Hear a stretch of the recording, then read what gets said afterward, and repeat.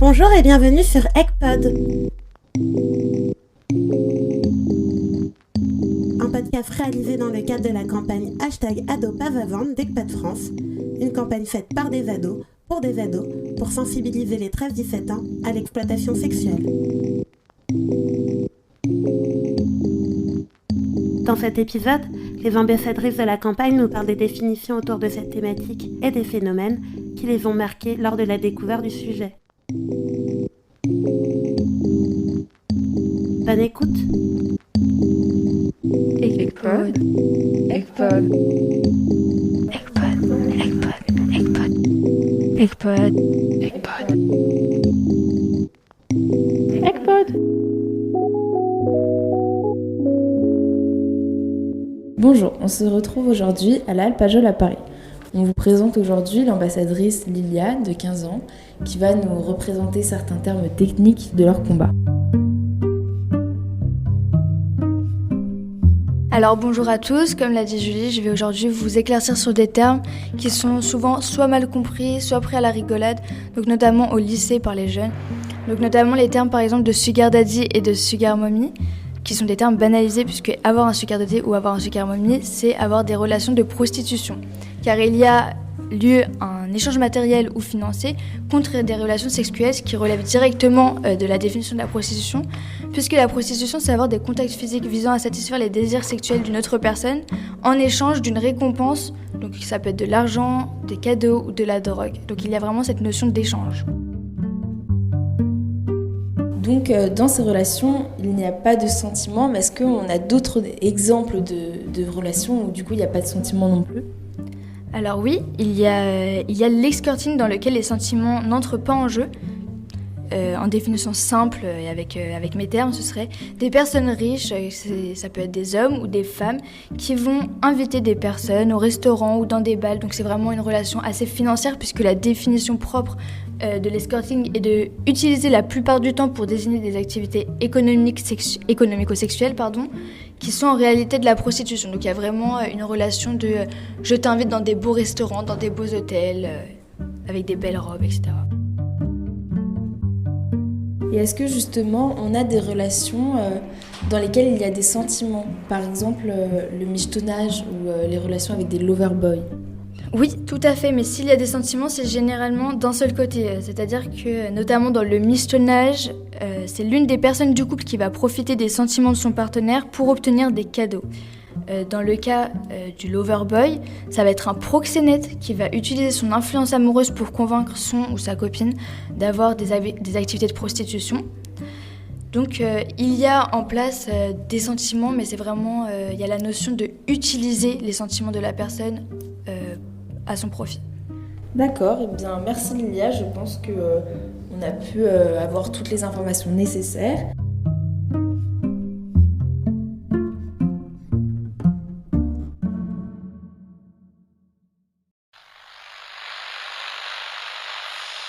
ECPod. ECPod.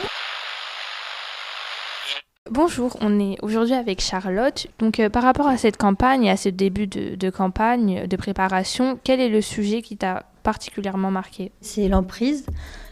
Donc souvent, c'est des jeunes qui sont dans des situations pas stables. Ils ont un cadre familial bancal, où il y a des disputes intrafamiliales, etc., qui les poussent finalement à ne pas demander de l'aide ou aller dans des situations qui peuvent être dangereuses pour elles, ou pour ils d'ailleurs. Ensuite, il y a des personnes qui peuvent marquer une certaine domination, prendre le pas sur la personne parce qu'elle n'est pas stable, donc elle peut avoir peu de confiance en elle, etc. Et entraîner finalement un déséquilibre, une personne qui prend hiérarchiquement qui est supérieure. Donc pour exemple, on peut s'intéresser au loverboy. Donc c'est généralement un garçon qui crée une fausse relation avec une fille et qui lui dit oui, je t'aime, on fait notre vie ensemble, etc. Il se sert d'excuses comme si tu m'aimes, est-ce que tu peux faire ça parce que j'ai des problèmes financiers, etc. Et la personne, elle va plus facilement accepter. Surtout que de plus, on a généralement tendance à se dire que c'est pas, qu'on n'est pas concerné, que ça nous arrivera pas à nous. Et du coup, on se laisse plus facilement influencer. Et du coup, toi, Océane, par rapport à l'emprise, est-ce que ça t'a marqué ? Dans quelle emprise finalement ? Alors moi, ce qui m'a particulièrement marqué aussi, c'est l'emprise financière que peut avoir l'exploitation sexuelle sur une personne. Le fait de gagner autant d'argent aussi rapidement et facilement, entre guillemets, parce que on peut se rendre compte très très vite que c'est pas si facile que ça. Et du coup, on rentre dans une sorte d'engrenage très compliqué. Et je pense aussi que quand on vient de milieux un peu plus défavorisés, on a souvent, même presque tout le temps, envie de s'en sortir et de ressembler aux autres, d'avoir de l'argent, de s'acheter de beaux vêtements, de s'acheter des choses de marque pour montrer aux gens que finalement on n'est pas ce que les gens pensaient qu'on était. Enfin, sortir de cette vision pessimiste que les gens avaient de nous. Et forcément, l'argent aide. De toute façon, dans un monde où presque tout tourne autour de l'argent. Et du coup, c'est très difficile de toucher du doigt une bonne situation, de vivre dans de beaux appartements, dans de beaux vêtements et de s'en détacher. Et il y a aussi la question de la drogue. Si par exemple quelqu'un est dépendante à une certaine drogue, il faut de l'argent pour financer cette addiction. Et forcément, se tourner vers de l'argent facile, entre guillemets, encore une fois, c'est un moyen de financer cette addiction sans se mettre sans par exemple demander de l'argent à autrui ou avoir des dettes envers personne, parce que dans ce genre de cas, la seule dette qu'on a, c'est envers nous-mêmes, un petit peu envers notre corps. Donc pour vous, l'argent, ce serait quelque chose qui laisse les gens finalement dans cette situation et qui les empêche de s'en sortir plus facilement ? Je pense totalement, parce que en soi, une personne, avoir le déclic de voir qu'une personne n'est pas bonne pour nous, c'est comment dire ? C'est pas facile, mais c'est jouable, c'est accessible. Alors que sortir son train de vie et retourner finalement ce qu'on était avant, c'est difficile. Et du coup, j'aimerais qu'on donne à certaines personnes quelques petites choses à faire si on veut sortir de cette emprise. Donc toi, qu'est-ce que tu conseillerais ? Enfin, chacun est différent, donc je ne peux pas donner les résolutions miracles finalement. Mais je pense que parler ou de sa situation, ou même si on rencontre une situation du genre au cadre de notre famille ou d'autres personnes dans le milieu très professionnel et tout, et qu'on se rend compte qu'il y a quelque chose qui n'est pas normal, etc., venir essayer de discuter avec la personne pour la faire se rendre compte en fait qu'il y a un problème. Et si on n'a pas envie d'intervenir, parce que ce qui peut finalement être tout à fait logique, aller voir des gens compétents qui travaillent dans le domaine pour leur demander si oui, la situation est dangereuse et comment faire pour aider la personne. Oui, et je voulais rebondir sur un point très très important, c'est ne jamais penser que ça peut arriver qu'aux autres, qu'aux personnes vulnérables, puisque il suffit d'une mauvaise rencontre pour faire tout basculer. Et du coup, c'est important de se construire des barrières, des protections. On peut dire ça comme ça. Du coup, et d'en parler. Je pense notamment que le fait d'être là aujourd'hui, c'est un très bon moyen de se sensibiliser à la chose. Et voilà, il faut ne pas penser que ça n'arrive qu'aux autres, puisque c'est très dangereux. D'accord, merci beaucoup Océane d'être intervenue.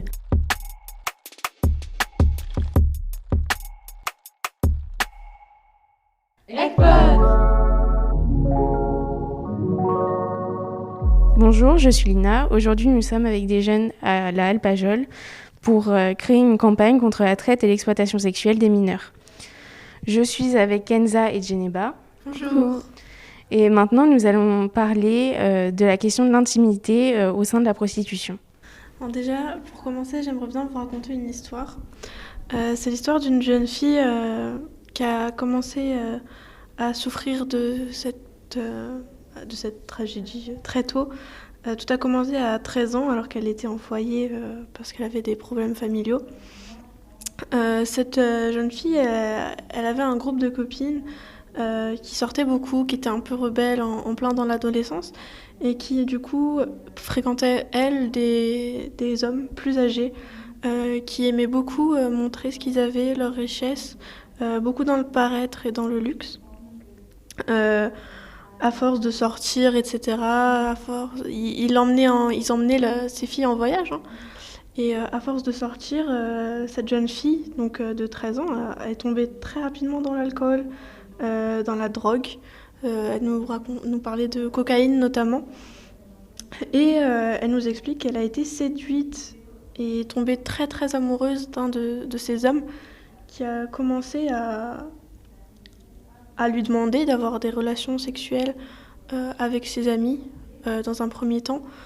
Et de fil en aiguille, ils ont commencé il a commencé plutôt à lui demander d'en avoir pour payer ses dettes.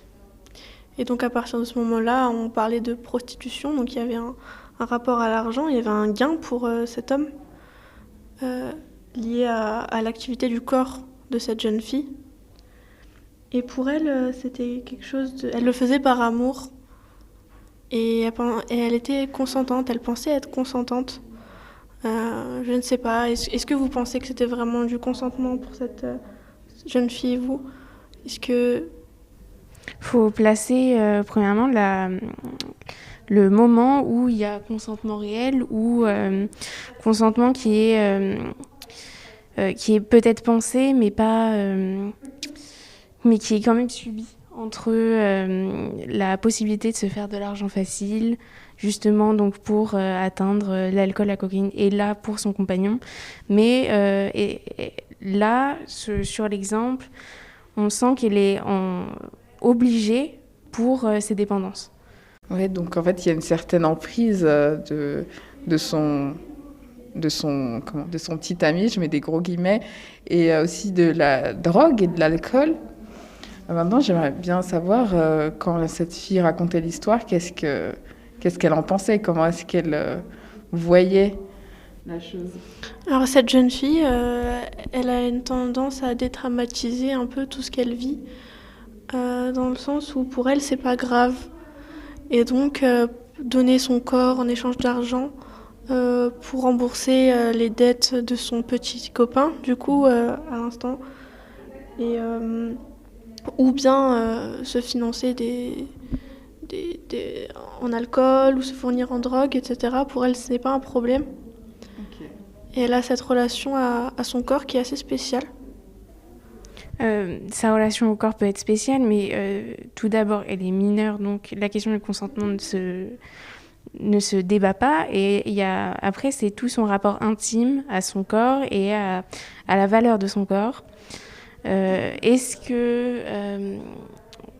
que ces relations lui enlevaient une partie d'estime d'elle-même ? Est-ce que son corps lui... la dégoûtait de plus en plus au cours de ces relations.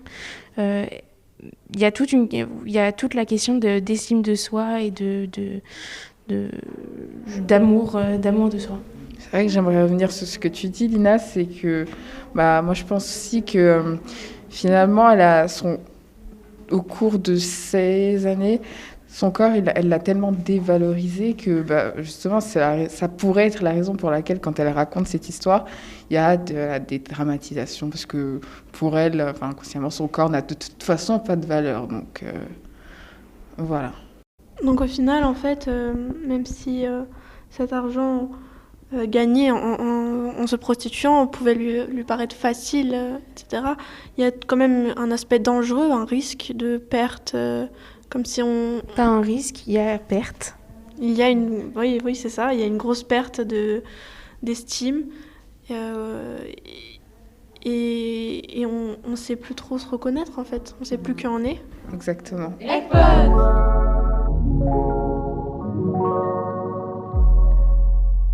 C'était Djeneba, Kenza, Lina. Merci de nous avoir écoutés et à bientôt. Au revoir. Au revoir.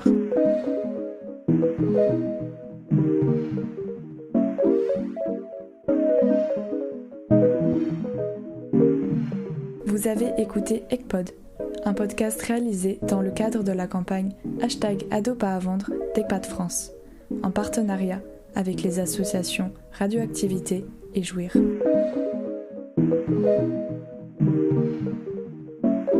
Ecpod. Ecpod.